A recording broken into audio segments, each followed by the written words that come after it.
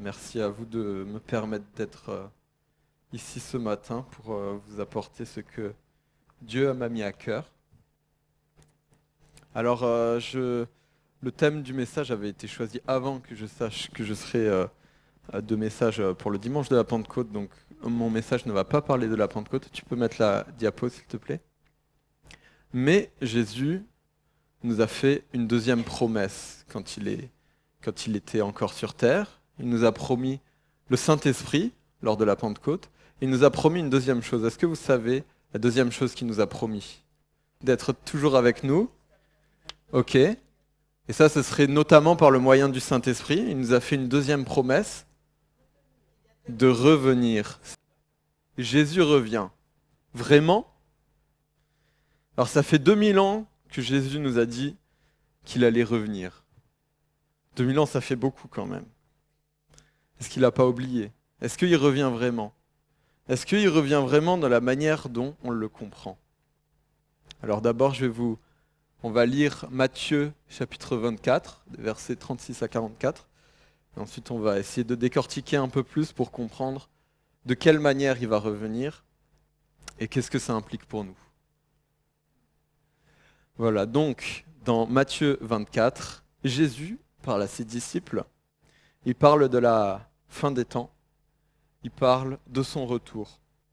Il nous dit au verset 36, « Quant au jour et à l'heure, personne ne les connaît, pas même les anges du ciel, ni même le Fils. Mon Père seul les connaît.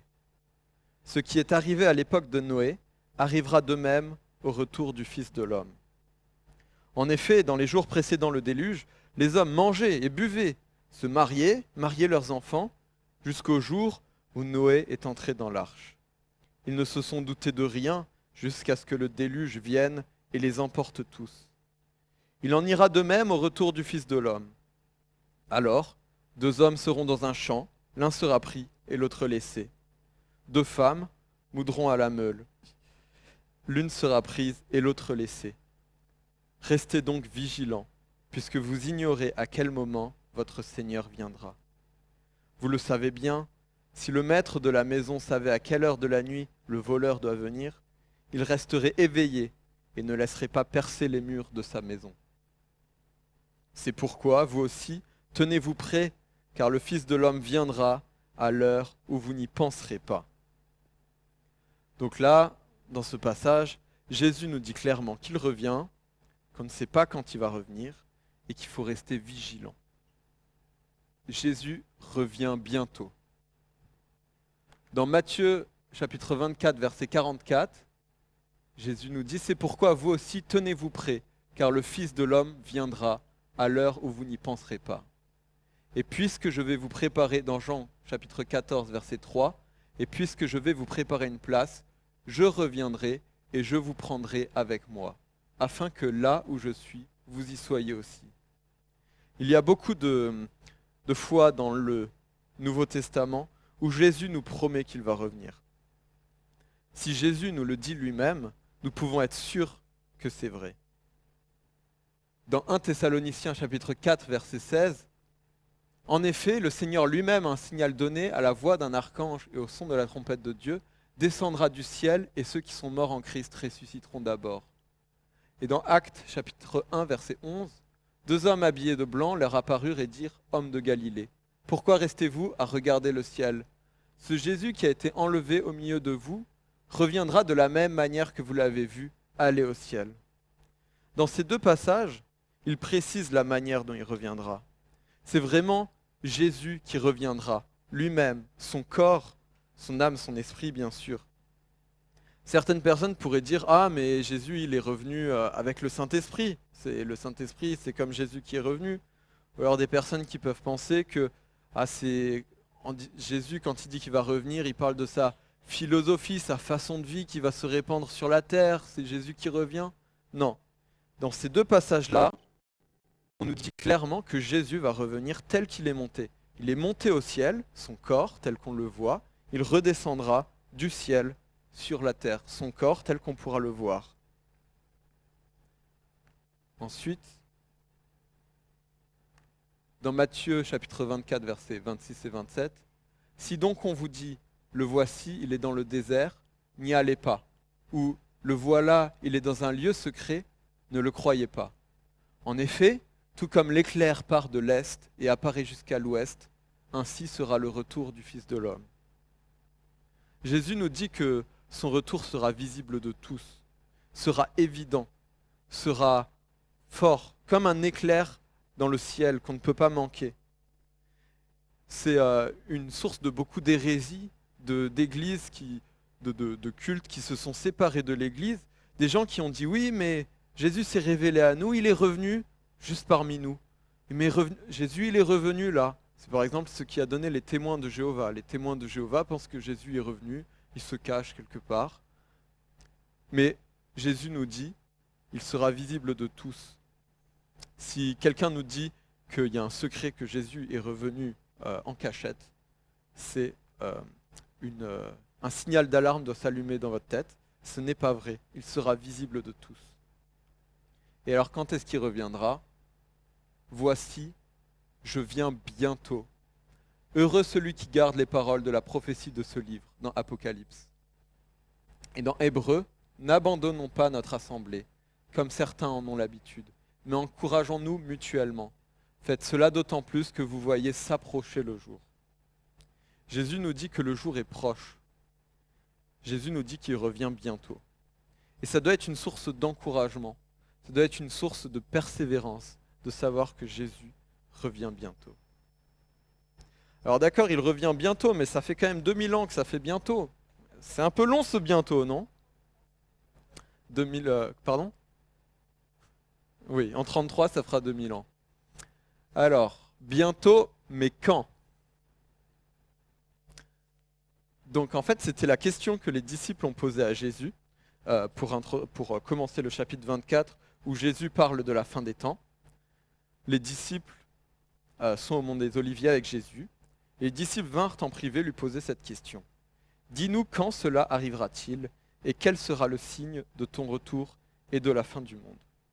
Et alors Jésus leur répond, entre autres, ce que je vous ai lu juste avant.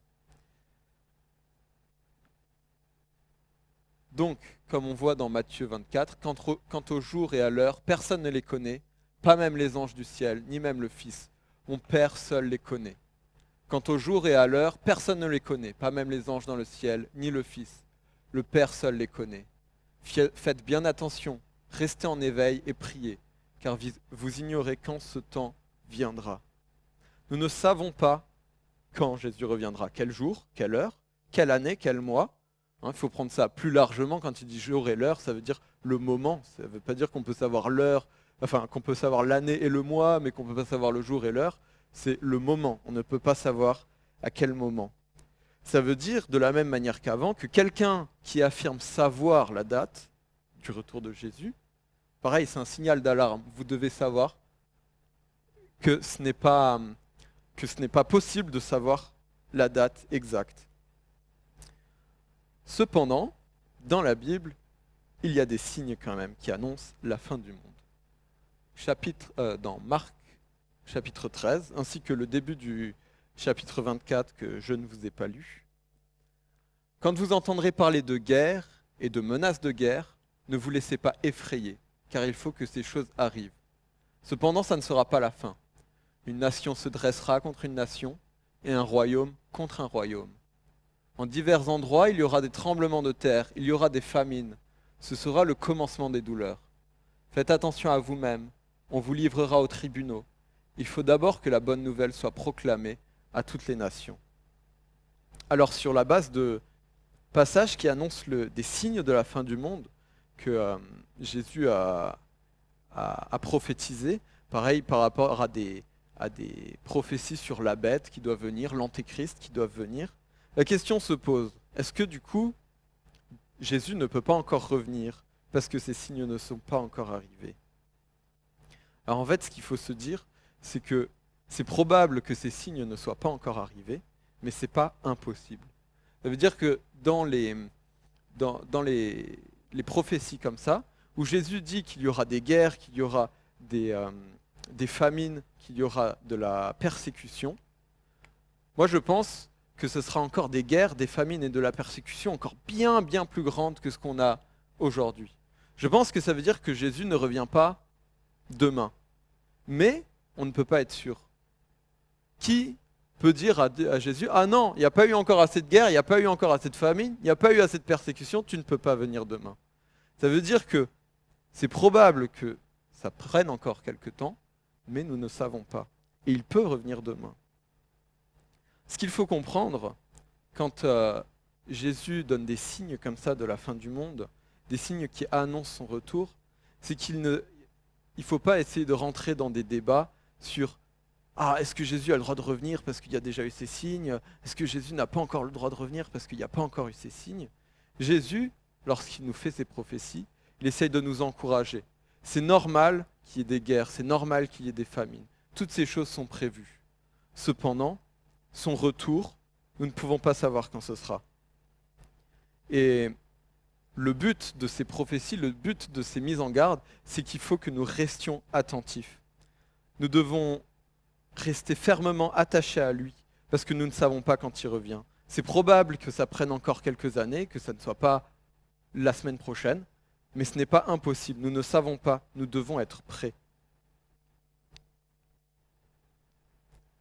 Dans 2 Pierre, chapitre 3, « Mais s'il y a une chose, bien-aimée, que vous ne devez pas oublier, c'est qu'aux yeux du Seigneur, un jour est comme 1000 ans, et 1000 ans sont comme un jour. Le Seigneur ne tarde pas dans l'accomplissement de la promesse, comme certains le pensent. Au contraire, il fait preuve de patience envers nous, voulant qu'aucun ne périsse, mais que tous parviennent à la repentance. » Ce qui est marrant quand Pierre disait ce verset, à cette époque-là, il pensait que Jésus allait revenir très bientôt, dans les jours, dans les mois qui suivaient. Et je pense que Pierre, en disant ça, se disait je dis un jour est comme 1000 ans, mais quand même ça ne va pas durer 1000 ans. Je pourrais dire un jour c'est comme un mois, ou un jour c'est comme 10 mois. Et en fait, ça fait vraiment 2000 ans. Donc en fait, Pierre avait raison quand il disait un jour c'est comme 1000 ans. Jésus ne tarde pas, il fait toutes choses en son temps. Alors face au retour de Jésus, quelles sont les réactions que nous pouvons avoir ? Donc dans Matthieu 24, ce qui est arrivé à l'époque de Noé arrivera de même au retour du Fils de l'homme. En effet, dans les jours précédant le déluge, les hommes mangeaient et buvaient, se mariaient et mariaient leurs enfants, jusqu'au jour où Noé est entré dans l'arche. Ils ne se sont doutés de rien jusqu'à ce que le déluge vienne et les emporte tous. Il en ira de même au retour du Fils de l'homme. Dans ce passage, Jésus fait le parallèle avec l'histoire de Noé. Dans l'histoire de Noé, il y a une grande destruction où la grande majorité de l'humanité a été détruite. Et Jésus nous dit qu'à ce moment-là, bien sûr, les gens qui n'étaient pas dans l'arche avec Noé ne s'y attendaient pas. Et c'est ce qu'on voit aujourd'hui autour de nous. Personne en dehors des églises n'attend le retour de Christ. Tout le monde se dit, le monde il va continuer à tourner, encore 100 ans, encore 500 ans, encore 1000 ans. Et pourtant, ça va arriver. En ce qui concerne les temps et les moments, vous n'avez pas besoin, frères et sœurs, qu'on vous écrive à ce sujet. En effet, vous savez bien vous-même que le jour du Seigneur viendra comme un voleur dans la nuit. Quand les hommes diront paix et sécurité, alors une ruine soudaine fondra sur eux, comme les douleurs sur la femme enceinte. Ils n'y échapperont pas. On voit avec ce parallèle avec Noé et dans ce passage aussi, qu'il y aura une grande douleur sur les gens qui n'attendent pas le retour de Jésus. Pour prendre l'exemple avec Noé, ils ont été détruits par les flots. Et ici, on a l'exemple des douleurs de la femme enceinte, qui est, c'est connu que c'est considéré comme les douleurs les plus dures que puisse connaître un être humain. Ce sont l'accouchement. Et c'est cette comparaison qui est faite pour dire que si on n'attend pas, si on s'endort, si on n'attend pas Jésus, le retour de Jésus, alors il y aura de grandes douleurs. En effet, beaucoup se conduisent en ennemis de la croix de Christ. Je vous ai souvent parlé d'eux, et je le fais maintenant encore en pleurant. Leur fin, c'est la perdition. Ils ont pour Dieu leur ventre. Ils mettent leur gloire dans ce qui fait leur honte. Ils ne pensent qu'aux réalités de ce monde. Paul nous dit que ces personnes sont perdues et que c'est triste, c'est tragique. Je le fais maintenant encore en pleurant. Paul a de la compassion pour toutes ces personnes qui n'attendent pas le retour de Jésus. Nous devons annoncer la nouvelle aux gens autour de nous que Jésus va revenir. Les gens ne se doutent pas que ça va arriver, que c'est si grave, que c'est si important. Bien sûr, il faut le faire avec sagesse et douceur. Voilà, alors 2 hommes seront dans un champ, l'un sera pris et l'autre laissé. 2 femmes moudront à la meule, l'une sera prise et l'autre laissée. Il y aura un jugement sur les personnes qui n'attendent pas le retour de Jésus. Donc ça, c'est comment réagissent le monde, les non-chrétiens. Comment réagissent les fidèles, comment réagissent les chrétiens. Quel est donc le serviteur fidèle et prudent que son maître a établi, responsable des gens de sa maison, pour leur donner la nourriture en temps voulu? Heureux le serviteur que son maître, à son arrivée, trouvera occupé à son travail. Je vous le dis en vérité, il l'établira responsable de tous ses biens.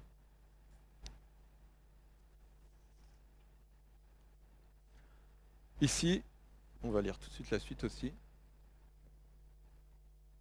Mais si c'est un mauvais serviteur qui se dit en lui-même « Mon maître tarde à venir », s'il se met à battre ses compagnons, s'il mange et boit avec les ivrognes, le maître de ce serviteur viendra le jour où il ne s'y attend pas et à l'heure qu'il ne connaît pas. Il le punira sévèrement et lui fera partager le sort des hypocrites. C'est là qu'il y aura des pleurs et des grincements de dents. Donc, les chrétiens, les fidèles, doivent rester attentifs, doivent rester prêts. En plus, nous savons. Jésus nous a dit qu'il allait revenir. Nous n'avons pas l'excuse comme les gens du monde qui ne croient pas en Jésus. Bien sûr qu'ils ne pensent pas que Jésus va revenir. Ils ne pensent pas que Jésus est Dieu. Ils ne pensent pas que Jésus est mort pour nos péchés. Mais nous croyons ce que Jésus a dit. Nous savons que Jésus va revenir. Alors nous devons rester attentifs. Nous devons rester prêts. En effet, la grâce de Dieu, source de salut pour tous les hommes, a été révélée. Elle nous enseigne à renoncer à un mode de vie impie et aux convoitises de ce monde, et à vivre dans le temps présent conformément à la sagesse, la justice et la piété, en attendant notre bienheureuse espérance, la manifestation de la gloire de notre grand Dieu et Sauveur Jésus-Christ. Dans ce passage de Tite, Paul nous indique comment nous devons veiller, comment nous devons rester prêts, comment nous devons être prêts pour le retour de Jésus. Vivre selon la sagesse, la justice et la piété. La piété, ça veut dire la relation que nous avons avec Dieu. La justice, je pense que c'est clair, et la sagesse aussi. Et ce qui est le plus important, c'est la relation avec Dieu. Le reste vient avec. La justice et la sagesse viennent avec. La question que j'aimerais vous poser ce matin, si Jésus revenait maintenant, qu'est-ce qu'il me dirait? Est-ce qu'il me dirait « Bon et fidèle serviteur, tu es prêt, tu as été attentif, tu étais prêt à mon retour » Ou est-ce qu'il me dira « Mauvais serviteur, tu es allé boire avec les ivrognes » Est-ce que je cultive ma relation avec Dieu comme si Jésus allait revenir demain? Ou est-ce que je me dis « Ah, ça va, je peux prier demain, je peux lire ma Bible la semaine prochaine ». Jésus peut revenir demain. Comme nous l'avons vu avant, c'est possible. Nous devons l'attendre, nous devons être prêts. Alors bien sûr, personne n'est parfait. Et ce passage ne nous dit pas que nous devons être parfaits avant le retour de Dieu, de Jésus. On ne va pas y arriver. Bien sûr, nous dépendons de la grâce, nous dépendons du pardon. Mais est-ce que j'utilise cette grâce et ce pardon pour me rapprocher de Dieu et pour cultiver toujours ma relation avec Dieu?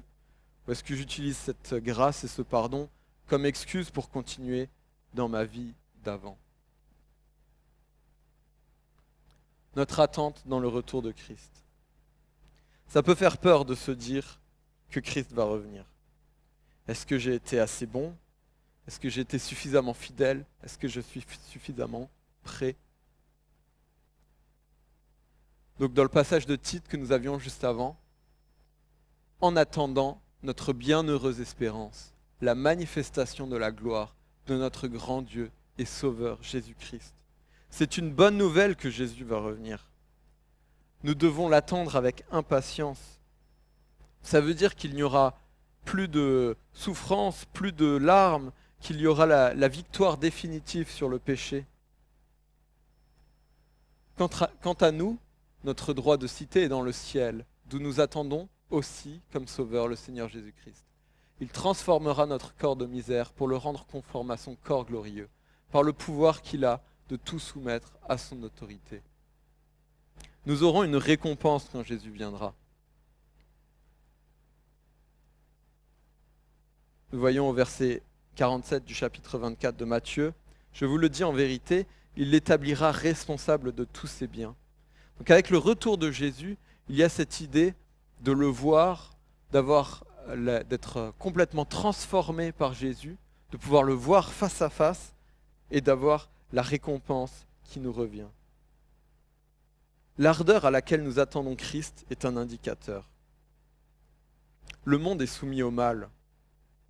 Si nous attendons Christ avec ardeur, si nous espérons qu'il revient bientôt, ça veut dire que nous sommes détachés du monde et nous avons en vision les promesses de Dieu, que nous vivons pour la relation avec Dieu.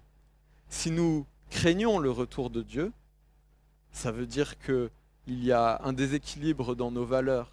Ça veut dire que nous sommes trop attachés à ce monde, nous n'avons pas assez confiance en Dieu. Ce n'est pas un péché de craindre que Jésus revienne. Et c'est un indicateur qu'il y a quelque chose à régler dans sa vie. Alors si c'est une crainte que vous avez, je vous invite vraiment à vous examiner, à vous demander qu'est-ce qui dans ma vie, qu'est-ce que je peux mettre en règle dans ma vie pour attendre avec impatience le retour de Christ. Mais surtout, vous n'allez pas le faire tout seul, priez. Priez pour demander à Dieu qu'il vous donne ce désir ardent qu'il revienne, pour toutes les raisons que nous avons vues juste avant. Dans Apocalypse, après que Jésus nous dise « Oui, je viens bientôt », Jean répond « Amen, viens Seigneur Jésus ». Nous devons vraiment désirer le retour de Christ. Voilà. Et c'est un indicateur de notre santé spirituelle intérieure aussi. Alors, est-ce que tu attends le retour de Jésus? Est-ce que tu espères ardemment qu'il revienne? Est-ce que tu es prêt à son retour? J'aimerais vous laisser sur ces questions. On va prendre 2 minutes de silence où vous pouvez chacun prier ou vous examiner vous-même et vous demander est-ce que j'attends le retour de Jésus? Est-ce que je suis prêt pour le retour de Jésus? Voilà.